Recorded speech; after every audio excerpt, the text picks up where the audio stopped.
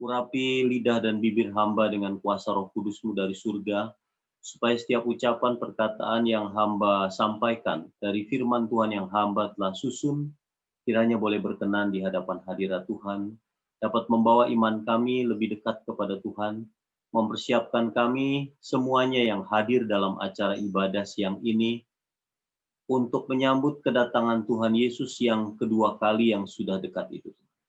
Besertalah dengan kami dalam seluruh rangkaian acara kami pada siang ini. Ampuni segala dosa dan kekurangan kami. Kami persembahkan doa ini hanya di atas nama Tuhan Yesus Kristus yang sudah menjadi juru selamat dan penebus kami. Amin.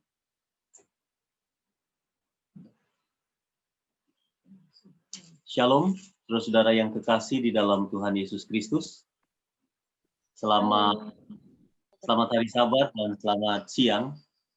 Mungkin ini kali yang kesekian saya boleh berkesempatan bertemu muka dan berbicara di depan seluruh anggota jemaat One Christ Ministry yang saya kasihi.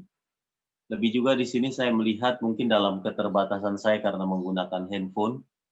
Ada di sini Om Suryadi juga bersama dengan kita dari Jemaat Taman Sari. Selamat bertemu Om. Dan ada Pak Purwa, ada Saudara Richard yang sudah menghubungi saya dalam minggu-minggu ini.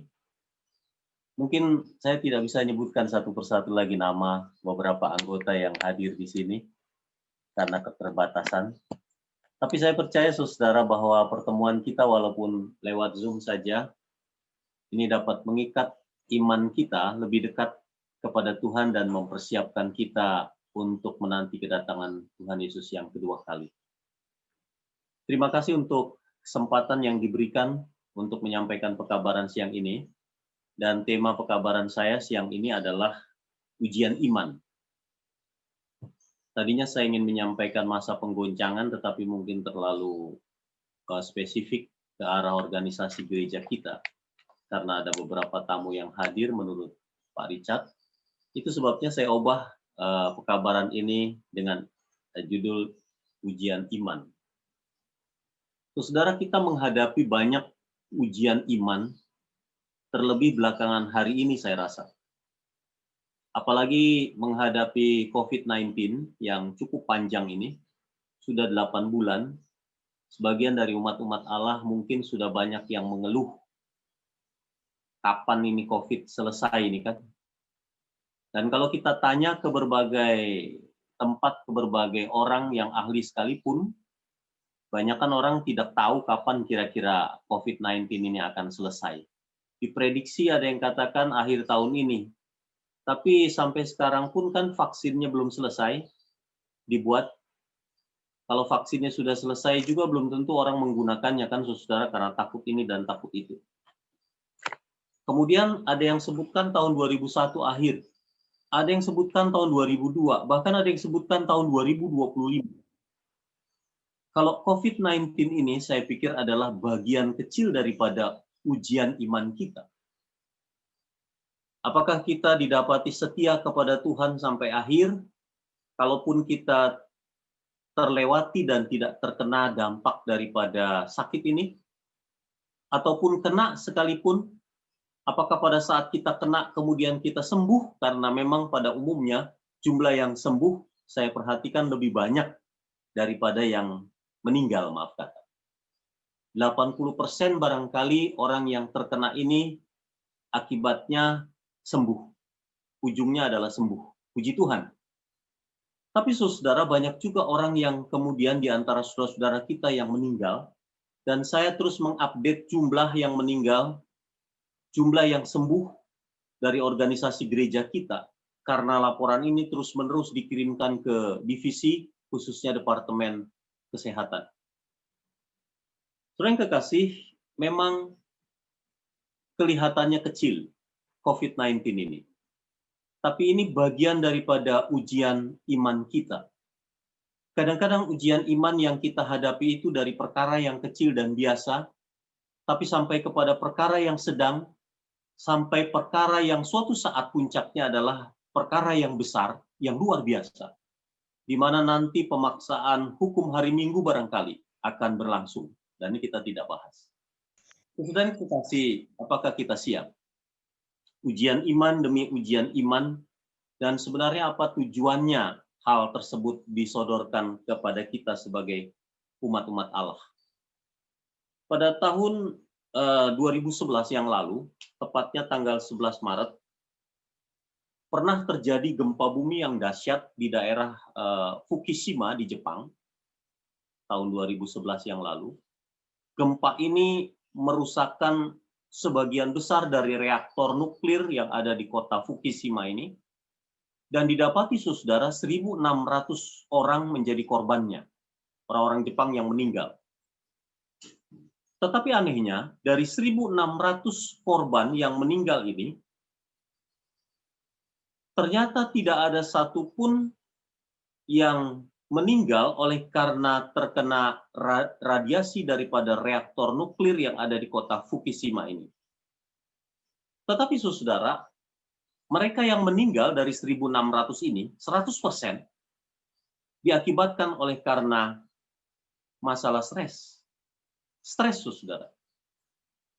Stres karena gempa itu, dan mereka ketakutan jangan-jangan akibat goyangan gempa yang cukup keras ini menimbulkan kehancuran pada reaktor nuklir, lalu terjadi kebocoran, tidak dapat ditanggulangi, lalu kemudian banyak yang terkena dampaknya dan meninggal. Ketakutan inilah yang menyebabkan mereka justru meninggal dunia.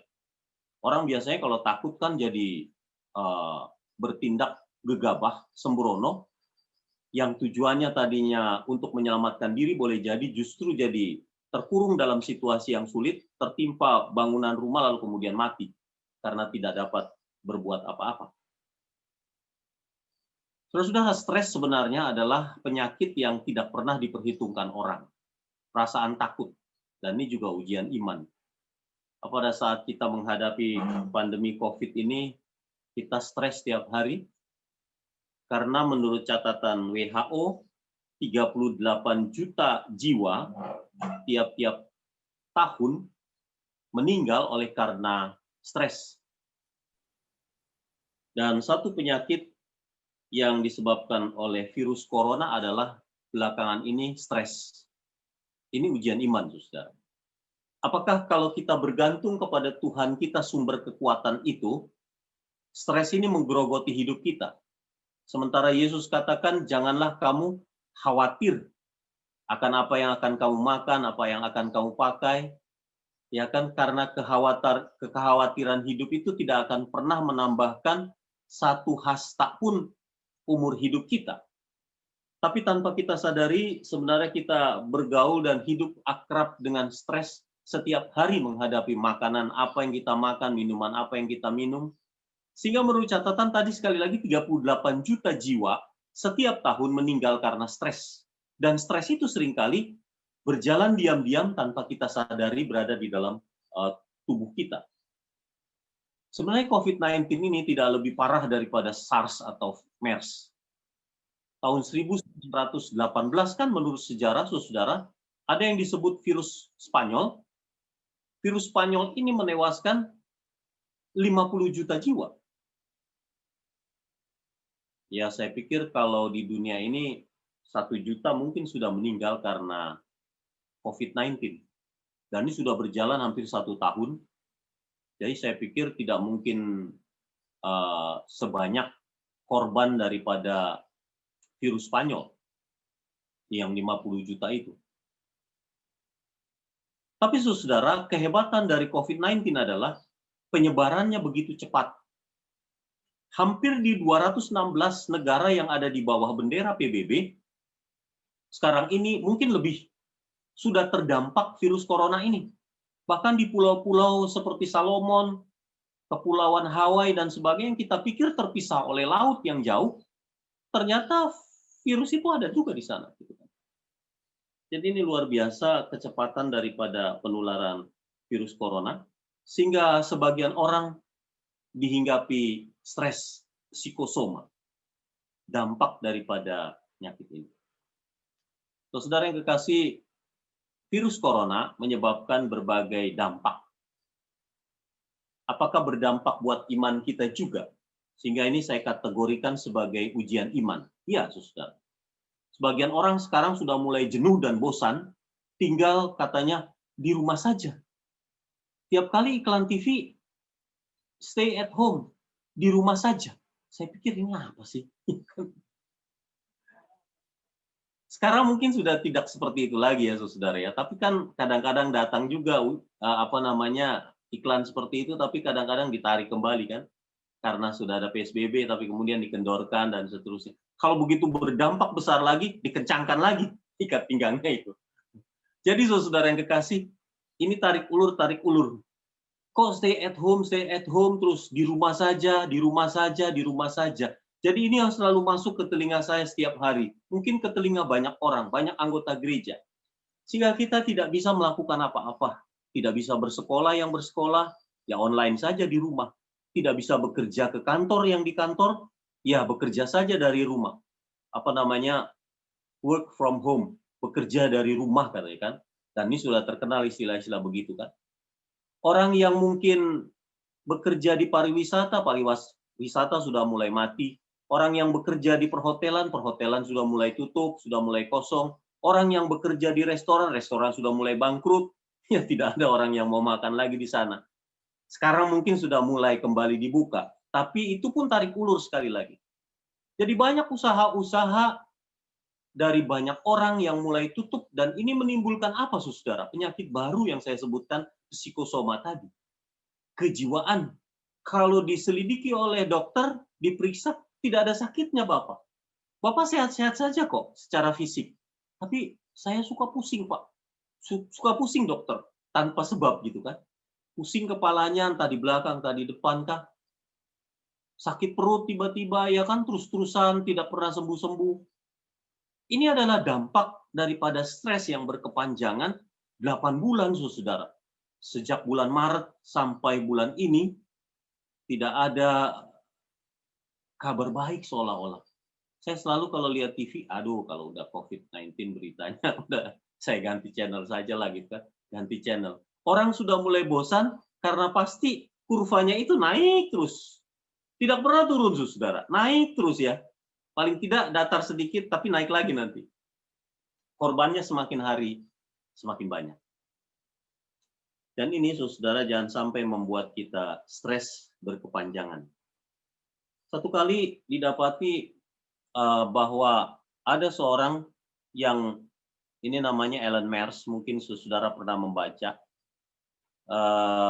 Saking takut dan cemasnya, dia ini membuat di Daily Stars menuliskan bahwa dia membuat sebuah pemukiman masih terbatas kepada 1 juta orang di planet Mars, saudara. Sekarang ini sudah ada pemukiman yang dibuka di planet Mars oleh Ellen Mers. Unitnya masih 1 juta, kayak istilahnya orang menawarkan unit perumahan lah begitu. Dan biayanya kalau mau ke sana diantar 100.000 US dollar, hanya untuk antar, tapi tidak untuk jemput pulang kembali ke bumi. Entah di sana bagaimana. Hanya untuk antar saja 100.000 US dollar, mungkin tidak terlalu mahal bagi orang yang memiliki uang kan, saudara. Tapi setelah itu ditinggalkan di sana dan mereka harus hidup di sana. Tujuannya adalah supaya apa? Terhindar dari COVID-19 ini. Sudah sedemikian rupa, saudara. Dan banyak orang yang mendaftarkan diri untuk tinggal saja di planet Mars, walaupun mereka tidak tahu efeknya apa kemudian hari di planet Mars itu. Apakah kehidupan kita bisa terus atau tidak di planet yang seperti itu. Ya, tanggal 22 Maret 2020, saya juga sempat asam lambung saya ini naik pada saat mendengar berita bahwa rekan saya di sebelah kamar kantor conference saya meninggal dunia. Itu pendeta Biner Silalahi. Wah, sepanjang besoknya, sejak berita itu saya dengar, saudara, sepanjang hari itu bahkan sampai malam, sampai besok paginya, susah saya tidur. Namanya kemanusiaan katanya. Saya renungkan gini, kalau itu giliran beliau hari ini, kapan giliran saya kan, saudara? Karena dia tinggal di kamar sebelah kantor saya. Dan sampai hari ini kamarnya masih kosong. Kalau ada rekan-rekan yang bilang, pindah itu ke pendeta Silalahi punya kamar, Anda mau? Tidak ada yang mau pindah ke situ, saudara. Jadi kamarnya sampai hari ini masih kosong. Jadi saudara, itu dampak daripada apa? Virus corona. Setelah beliau meninggal, banyak teman-teman yang asam lambungnya naik dan stres. Tanpa kita sadari, stres itu sekali lagi adalah penyakit jenis baru dewasa ini yang juga bisa menimbulkan kematian. Di Lukas pasal 21 ayat 26 bagian A dikatakan, Lukas 21 ayat 26 bagian A, orang akan mati ketakutan karena kecemasan berhubung dengan segala apa yang menimpa bumi ini. Dan ini adalah amaran dari Tuhan Yesus kepada kita memang. Di akhir zaman ini menjelang kedatangan Kristus yang kedua kali, akan banyak bencana-bencana datang. Yesus mengizinkan atau Tuhan mengizinkan, tapi bisa jadi bencana ini didatangkan oleh kuasa kegelapan untuk menghancurkan kita, tapi Yesus jadikan itu sebagai ujian bagi kita, apakah kita bergantung kepada Tuhan. Ini ujian iman. Entah bentuknya penyakit, entah bentuknya bencana di alam, seperti gempa bumi, gunung meletus, atau mungkin longsor di berbagai tempat, tsunami, dan sebagainya, saudara. Baru-baru ini ada berita asteroid raksasa yang lebarnya 1 kilometer akan menghantam bumi. Atau paling sedikitlah berserempetan dengan bumi.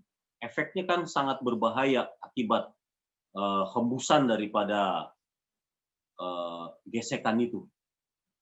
Dan ini akan menimbulkan bencana yang besar katanya. Tapi saudara, tidak terjadi juga. Tapi kalau yang namanya longsor, banjir, tsunami memang terjadi di berbagai tempat. Nyonya White katakan begini, saudara, dalam buku Kemenangan Akhir halaman 620. Setan akan mendatangkan penyakit dan bencana. Jadi setan bisa mendatangkan penyakit dan bencana. Hingga kota-kota yang padat penduduknya, katanya, menjadi hancur dan sepi. Saudara bisa lihat saja pada saat mulai pandemi COVID itu kan, kota Jakarta itu sepi, saudara. Aduh, kalau Jakarta tiap hari begini, saya pikir enak banget ya kan. Tapi sayangnya sekarang padat lagi kan. Tapi pada waktu itu baru dimulai kan, kota-kota yang besar itu yang tadinya sibuk setiap saat, macet setiap saat, jadi sepi, jadi lenggang. Lalu kemudian setan berhak untuk menghancurkan kota-kota seperti itu. Lanjutnya, saudara. Bahkan sekarang pun dia bekerja dalam bentuk mendatangkan kecelakaan dan bencana-bencana, baik di darat, baik di laut, dalam musibah kebakaran besar, ya kan? Dalam tofan yang dahsyat dan badai yang ganas, angin ribut, banjir, angin puyuh, gelombang pasang, gempa bumi di berbagai tempat, dan dalam ribuan bentuk yang lain. Dalam ribuan bentuk yang lain, saudara. Dia bisa variasi itu bencana sedemikian rupa. Dari air bukan hanya mendatangkan banjir, mendatangkan longsor, tapi juga mendatangkan tsunami dan sebagainya. Dia bisa variasikan. Luar biasa ini setan ini, saudara. Ada ribuan bencana yang bisa dia datangkan. Setan menjalankan kuasanya, dia mencemari udara kita ini di atas, sehingga ribuan orang binasa karena wabah COVID-19 ini juga. Saya yakini bisa didatangkan oleh kuasa kegelapan. Tapi melalui kaki tangannya di dunia ini, manusia yang mungkin manusia yang hanya untuk memikirkan keuntungan dirinya sendiri. Karena kan belakangan ini ada, saya tidak tahu ya saudara, rekayasa katanya. Sehingga banyak orang yang ditangkapi rekayasa dalam pengertian, nah ini untuk menaikkan harga obat dalam kehidupan rumah sakit, para dokter dan sebagainya, sehingga Jering itu ditangkap, sehingga siapa itu satu lagi ditangkap kan saudara, karena ini ada konflik perbedaan lah satu sama lain. Jadi saudara yang kekasih, yang jelas di balik layar ini kuasa kegelapan melakukan hal seperti itu. Bagi kita umat Masehi Advent hari ke-7, saya pikir kita harus menyikapi dengan bijaksana. Kalau bencana-bencana seperti ini, pahit hasilnya pun kita rasakan dalam kehidupan kita. Jadikanlah hal tersebut menjadi ujian iman bagi kita. Karena kalau kita tidak menjadikan ini dari sisi positif, mungkin kita akan cepat meninggal, saudara. Karena stres. Ya kan, orang kan akan terus berpikir dari pikiran ini akan tidak karuan perut kita ini, akan tidak karuan lambung kita ini. Kok diam di rumah saja, tidak bisa melakukan apa-apa. Aktivitas yang saya mau lakukan jadi terbengkalai. Usaha saya jadi mati dan seterusnya. Akhirnya kita pikirkan terus menimbulkan stres. Tidak lama kemudian penyakit yang lain muncul di tubuh kita. Apalagi kalau kita memiliki komorbid itu kan, saudara, penyakit bawaan yang sudah bertahun-tahun. Dan kita tidak bisa mengendalikan atau memanage cara berpikir kita. Gantinya kita serahkan kepada Tuhan segala perkara. Tapi itu menyebabkan kita semakin merosot daya tahan tubuh kita, daya imun kita. Maka setan suka, saudara. Kita akan cepat meninggal dunia tanpa pengharapan. Jadi mari kita sikapi situasi kita saat ini secara positif. Boleh saja usaha kita bangkrut, boleh saja PHK terjadi di mana-mana. Kita tidak bisa bekerja, gaji kita dipotong, bahkan tidak gajian lagi. Makan apa ini anak saya, anak-anak saya? Makan apa ini keluarga saya? Boleh jadi, saudara. Tapi mari kita jadikan ini sebagai ujian iman. Karena kalau anak sekolah tidak diujikan, berarti tidak ada naik tingkatan. Tidak ada naik kelas. Tapi kalau ujian iman ini kita bisa lalui dengan positif, kita belajar lebih banyak di kaki Yesus. Oh, kalau seandainya saya menghadapi yang pahit seperti ini, bagaimana sikap saya? Oh, saya sikapi dengan hal positif. Justru saya lebih banyak berada di rumah, saya akan lebih banyak punya waktu berkomunikasi dengan keluarga. Justru lebih banyak waktu saya berada di rumah daripada di luar rumah, kan berarti saya lebih banyak waktu untuk bergumul dengan Alkitab di tangan saya ini. Yang kadang-kadang kalau saya bekerja setiap hari sebagai karyawan, dari pagi jam 4 saya harus sudah mandi, jam 5 saya sudah berangkat ke kantor, mungkin tidak pernah sempat untuk renungan pagi bersama keluarga, saudara. Bahkan untuk pribadi pun tidak. Apalagi membaca Alkitab secara pribadi, tidak pernah. Nanti pulang sudah larut malam, apalagi kemudian kita lembur, sudah capek, jangankan membaca Alkitab, mandi pun tidak sempat, lalu kita langsung tidur. Kalau ini setiap hari yang terjadi, saudara bisa bayangkan bagaimanakah kualitas iman kita. Bagaimanakah kualitas iman keluarga kita? Bagaimanakah kualitas iman atau kualitas rohani anak-anak kita? Selamanya tidak akan pernah berhubungan dengan Tuhan kita. Jadi ambillah sisi positifnya kalau bagi saya, saudara. Oh, justru Tuhan meminta kita untuk berhenti sejenak. Berhenti sejenak dari kesibukan dunia kita seperti hari Sabat ini, dan kemudian berkomunikasi lebih banyak dengan Tuhan. Oh, ini kesempatannya bagi saya mengatur waktu untuk berpuasa. Jadi COVID ini justru saya bisa atur waktu untuk berpuasa kan, saudara. Saya bisa atur waktu untuk memasak makanan yang sehat. Kalau selama ini memasak makanan sehat susah juga karena membutuhkan waktu panjang. Nah, justru dalam situasi di rumah saja ini punya banyak waktu bagi kita, bagi istri kita untuk melakukan itu. Kalau dulu kan supaya sehat ya rebus-rebus saja gitu kan, tidak ada rasa, jadi tidak ada selera. Tapi kalau sekarang bisa dibumbui, lebih panjang waktu kita mempersiapkan. Jadi mari kita lihat dari sisi positif. Oh, tulisan Roh Nubuat apa yang selama ini saya tidak pernah baca? Justru di sini kesempatannya bagi saya untuk mentargetkan beberapa buku untuk saya baca di rumah saja. Dan ini biasanya selesai target itu.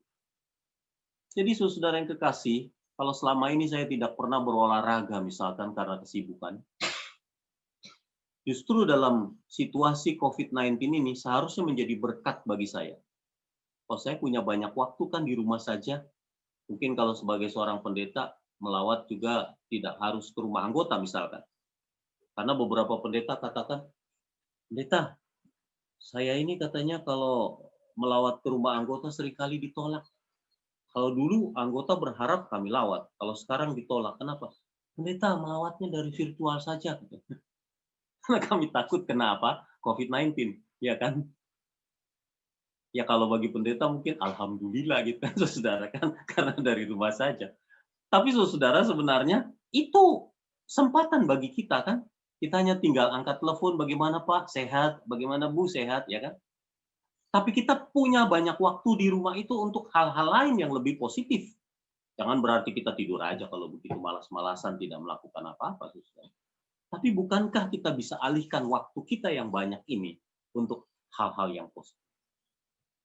Jadikanlah bencana seperti COVID-19 ini menjadi berkat dalam kehidupan rohani kita. Apakah ujian iman membawa kita lulus kepada hal yang lebih tinggi lagi dalam kehidupan rohani kita? Apakah ujian iman ini justru akan membuat kita stres dan kehilangan pengharapan atau hilang untuk selama-lamanya? Itu tergantung kepada pilihan kita masing-masing dalam kehidupan kita. Saudara yang kekasih, kalau kita memperhatikan situasi saat ini, sebenarnya setan sekarang ini sedang berada dalam posisi yang terjepit. Kuasa kegelapan sedang berada dalam posisi yang terjepit.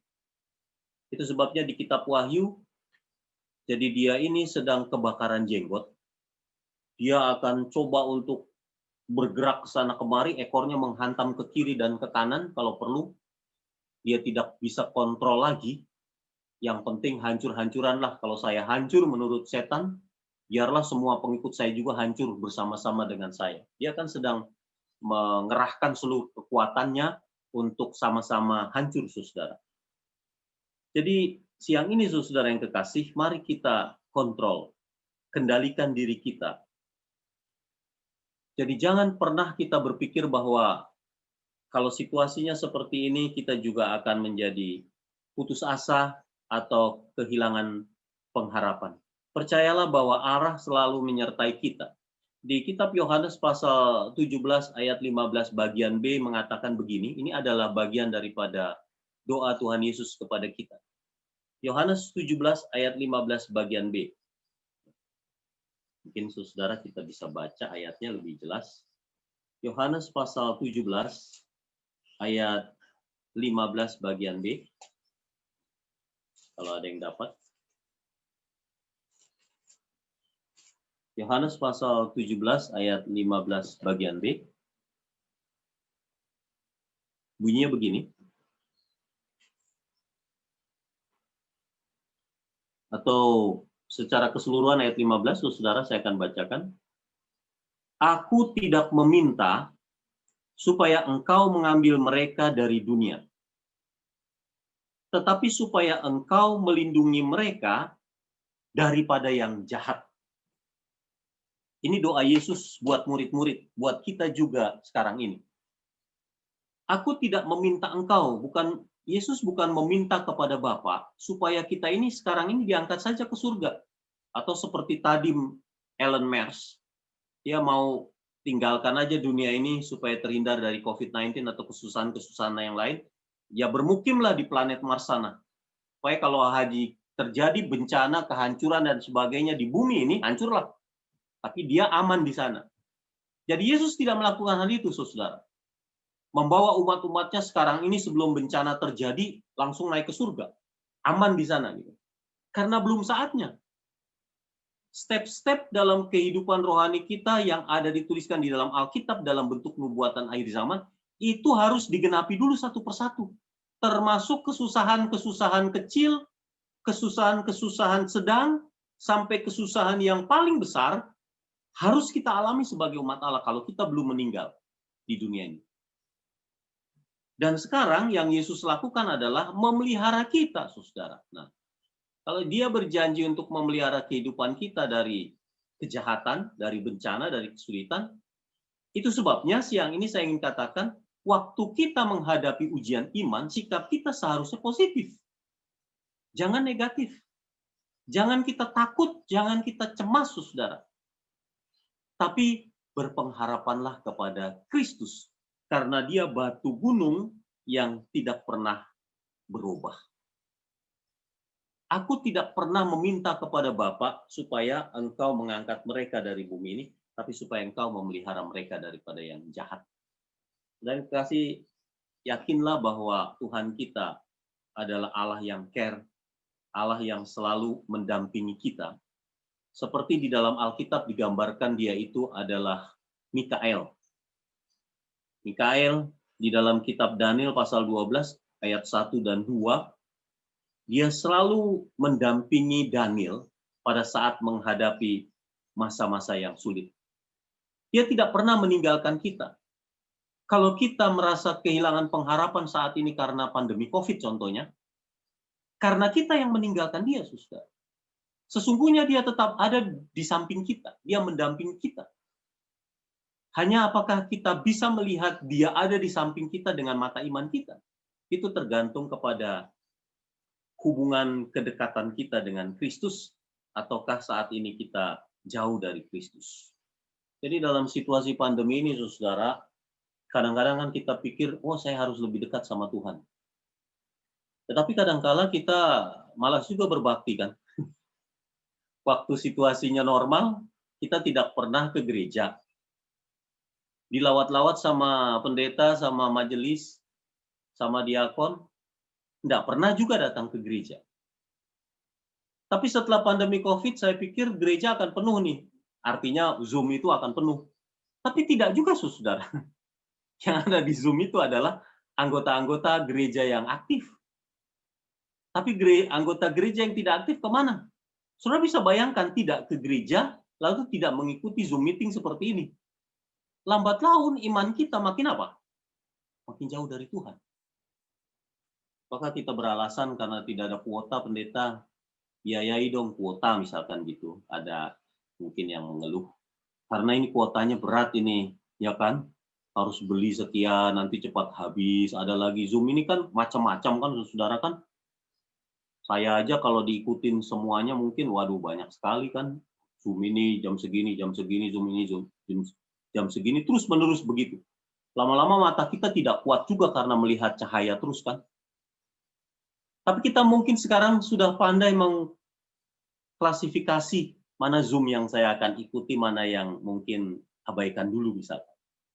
Tapi sudah barang tentu, saudara, kalau Zoom meeting seperti kita sahabat ini, jangan pernah kita lewatkan. Karena ini akan membawa dan membangun iman kita lebih dekat kepada siapa? Kepada Tuhan dalam situasi sulit ini. Karena kalau kita lewatkan juga tiap sahabat seperti ini, lama-lama memang kita tidak akan ke gereja sama sekali. Memang iman kita jadi lockdown benar-benar setan buat. Ya. Dan ini maunya setan. Gereja tidak bergerak, gereja tidak dibuka, pertemuan gereja melalui Zoom pun tidak ada. Akhirnya apa? Orang-orang Kristen banyak yang tidak beragama sama sekali. Jadi siang ini saudara yang kekasih, mari dalam situasi sulit sekarang ini, anggaplah ini sebagai ujian iman bagi kita. Kita harus berjalan lebih dekat kepada Tuhan. Kita perlu menyadari bahwa iman kita saat ini harus disandarkan kepada kebenaran firman Allah, kepada Alkitab yang menjadi rambu-rambu dasar iman kita. Nyonya White katakan di Kemenangan Akhir halaman 625, hanya mereka yang membentengi pikirannya dengan kebenaran kitab suci saja, kebenaran kitab suci saja yang akan bertahan melewati pertentangan besar terakhir itu. Hanya mereka yang membentengi pikirannya dengan kebenaran Alkitab saja yang akan bertahan melewati pertentangan besar terakhir itu. Alkitab ini penting menjadi dasar iman kita, saudara. Bukan hanya dasar doktrin kita, tapi dasar iman kita setiap hari. Baru-baru ini sebagai kesimpulan akhir barangkali dari pekabaran saya siang ini, saudara. Mungkin saudara pernah membaca ada seorang anggota Kongres di Amerika Serikat namanya Randy Weber.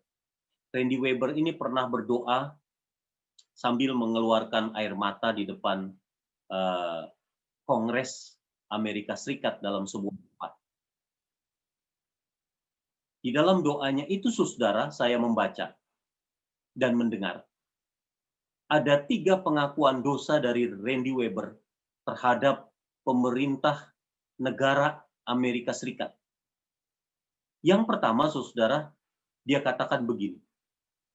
Ya Tuhan, ampunilah kami karena kami telah membuang firman-Mu, yaitu Alkitab ini, dari sekolah-sekolah negeri kami di Amerika Serikat.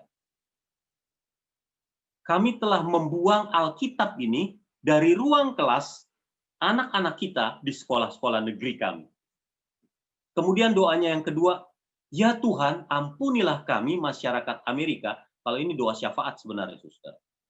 Karena kami telah membuang 10 perintah Allah dari dinding sekolah-sekolah kami dan menggantikannya dengan polisi sekolah dan menggantikannya dengan detektor logam dan anjing pelacak. Kemudian doanya yang ketiga bunyinya begini.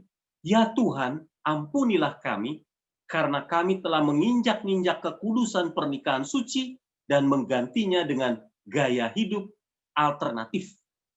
Saudara tentu memahami hal ini maksudnya, gaya hidup alternatif. Entah itu pernikahan sejenis juga gaya hidup alternatif.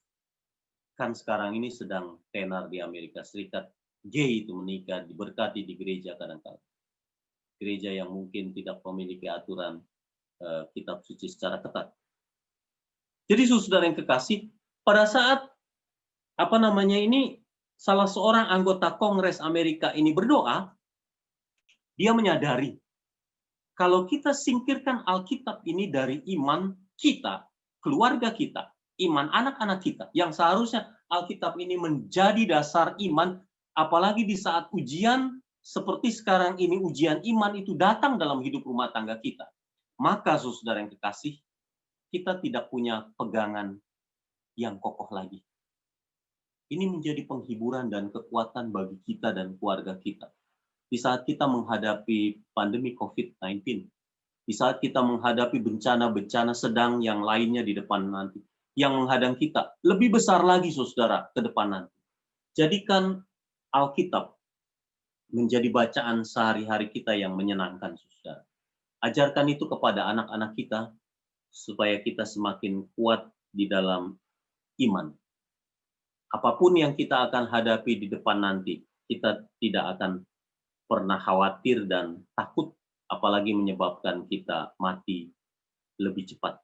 Pada saat Randy Weber ini menyadari bahwa Alkitab itu sudah disingkirkan dari sekolah negeri Amerika, kemudian menggantikan dengan hal yang lain, pada saat 10 perintah Allah di dalam Alkitab Keluaran 20 itu sudah disingkirkan dan menggantikannya dengan posisi polisi dan sebagainya yang lain, pada saat perintah untuk pernikahan yang sesungguhnya itu satu contoh yang sesungguhnya di dalam Alkitab diajarkan kemudian diganti dengan ajaran alternatif yang berbeda, maka sesungguhnya saudara fondasi dasar iman kita menghadapi ujian yang besar di depan nanti akan roboh.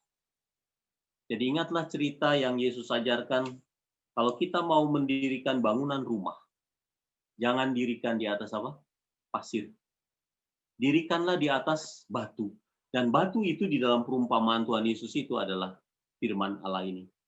Yang tidak akan pernah lekang oleh waktu, situasi, dan kondisi apapun. Biarlah Tuhan memberkati kita memasuki ujian-ujian iman di depan kita ini, saudara, yang semakin hari semakin berat sampai titik puncaknya nanti yang saya katakan tadi. Di saat Sandelo akan dipaksakan ke seluruh dunia. Biarlah ujian iman yang kecil-kecil, yang sedang-sedang ini, yang kita akan hadapi, membuat kita terus-menerus dibangun di dalam iman dan ketekunan kita kepada kebenaran firman Allah. Sehingga tema kita yaitu tentang ketekunan ini akan terus membangun kekuatan rohani kita dan keluarga kita dibawa lebih dekat kepada Tuhan Yesus. Tuhan memberkati kita, saudara. Amin.